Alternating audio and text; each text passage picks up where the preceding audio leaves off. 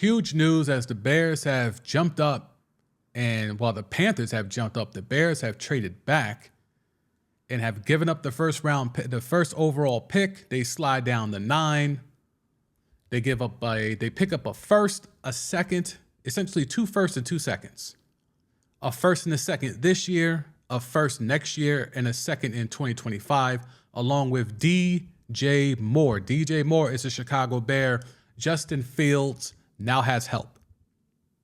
Chase Claypool last year in season, DJ Moore right now. Still could use a tight end.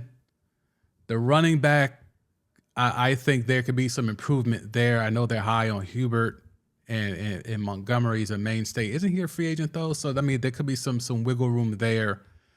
Cole Kmet, I'm not sure if I'm sold on him as the type of tight end that can flourish, but maybe now if you got, I think as great as this DJ Moore move looks on paper, I think Claypool is still extremely important. If he's mid, that's going to be a problem because Mooney is not going to be back. If he comes back in season, that's not happening until late in the year. So you can't count on Mooney. Now, if it was a healthy Mooney and DJ Moore, then you could put Claypool, even though he doesn't have the body prototype, I will put him in a slot. Have Mooney be your burner. DJ Moore could be your game breaker. He could do the short stuff, the intermediate stuff, and the deep stuff.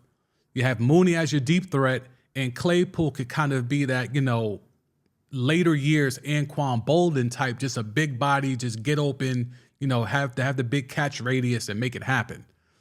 That's what I think would be an optimal type move for the Bears. But right now, there's no Mooney. Claypool looked to be lost. Again, traded in season. Can't really judge him too much, but for giving up a second-round pick, which they get back in this trade, but it's a lower second-round pick, to be able to do that, looks good on paper. I'm going to reserve judgment. Let's go to G. G would accept that. Yeah, I think that's fair compensation. If the Jets are able to give up a first and a second this year and next year for Aaron Rodgers, I think that's adequate compensation. Now, clearly, the Packers will ask for more. I don't know if they'll get more. But the big news right now, the Chicago Bears, let's go ahead and change this on the fly. The Chicago Bears,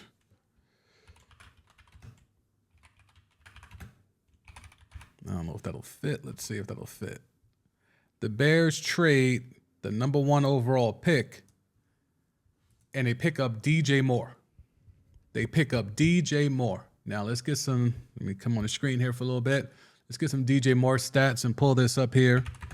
DJ Moore, I think, immediately becomes, and this is I'm not trying to crack on the Bears, but I think DJ Moore immediately becomes the best receiver in Bears history already.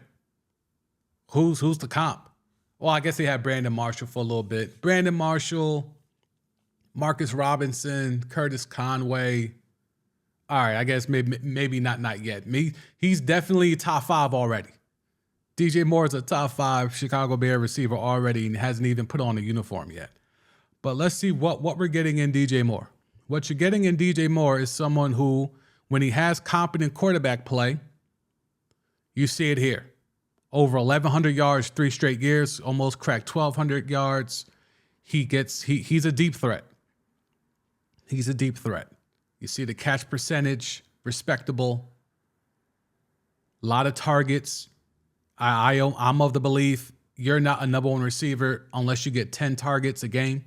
That's my philosophy. If you look at most top-tier receivers in this league, they get around 9 to 10 targets a game. And you see here, it hasn't happened as much as it should have. But then when you look at the quarterbacks that have been in Carolina during the DJ Moore tenure, I'm surprised he put up these numbers even with those QBs.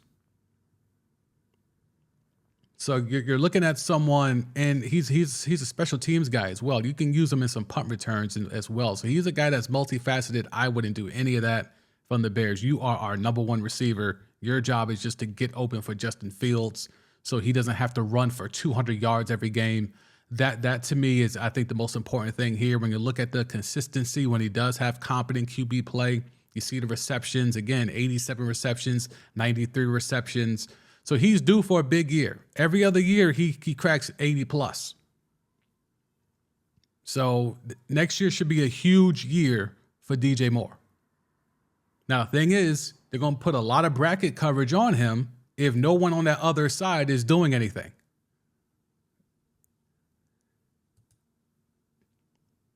I like Alshon Jeffrey, G, but I don't know. I don't think he did it for as long as some of the others. We'll come back to him.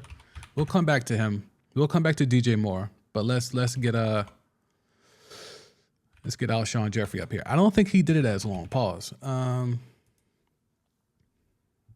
Let's see. Yeah, he only had two 1,000-yard seasons. I mean, he had the one big year with 10 touchdowns and 7 the year before. Yeah, I wouldn't go Alshon.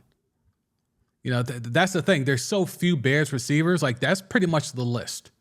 That's essentially the list if you're talking about Bears receivers. Alshon Jeffrey, Marcus Robinson, Brandon Marshall. I would throw in there Curtis Conway. If you're really old school, you could go to the 80s and talk about Willie Gault, but I mean, you're not really trying to do that. But the main thing is DJ Moore. Number one receiver? Yes. Justin Fields now, he gets a target. He gets a target, not necessarily a big target, but he gets a target. He gets a guy that will be open and a guy that even if you want to, you can force the ball to him. He has a huge catch radius. He's got bunnies, so he can jump up and go grab the ball at the point of attack. He can do all of that. And when you look at what Justin Fields was able to do, and this is with little to no help. Little to no help. And I know the main thing for him is rushing, but 60% completion, that's a problem. That is a problem for Justin Fields, and that's something where the Bears are going to have to work on that. That's something I've been, vocal about in regards to his footwork is not the greatest. He depends a lot on his raw athleticism and his raw ability, and while that's fine, I think now especially, because when you got no help, it's 1 on 11. Fine, I'm going to just do it myself, and he did it. And he damn near won a lot of games by himself. Now, though, you have DJ Moore. You would assume a whole year learning the offense for Chase Claypool. If he can find some sort of semblance, I'm not saying he has to be peak Steelers, but he can't be mid the way he was. He can't be mid the way he was. And again, you're not even looking at a huge sample size, but he got tremendous targets his first 2 years. So this is a guy that, if not is open, you can at least throw him open. But last year, not great. Even as a Bear. I mean, in 7 games, 29 targets. 7 games, 29 targets. So this to me is still the most important player. If he's mid, if he's Basura, that's not going to work. DJ Moore is going to be great. He's going to be on an island. They're going to put bracket coverage, and they're going to take away that weapon. Chase Claypool, or if you want to go, they've had some, who else they got? St. Brown is okay. There's a underbelly of Bear fans that really think Jones Jr., Velus Jones Jr. is going to be something. I don't know what they're thinking there. But Daryl Mooney's the key. He won't be back in time, but if he can come back and be on point and be a semblance of what he was, now you're talking.